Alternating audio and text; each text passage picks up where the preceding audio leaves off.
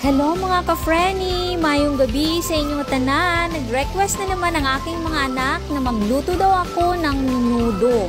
Ay, heto na, nagluto na ako. Kaya lang, hindi ko na naipakita sa inyong pag-isa ng mga sangkap. Nag-isa nga pala ako dyan ng bawang at saka bombay. Ay, sibuyas na pala. Kasi sabi ng anak ko kapag bombay parang ilongga daw ako. Eh, ilongga naman ako.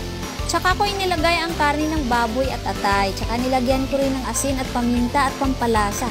Kasunod nun ay nilagay ko na yung hotdog dahil sabi niya gusto niya raw yung merong hotdog. Kaya hayon, request granted na.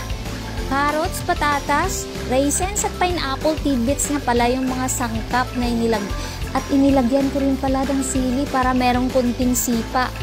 So ayan, luto na siya, pwede nang kainin. Pero in fairness mga Frenny, sobrang sarap at nagustuhan rin ng aking mga junakis.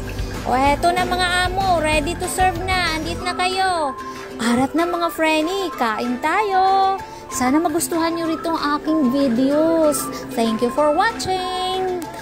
Love you all. Bye!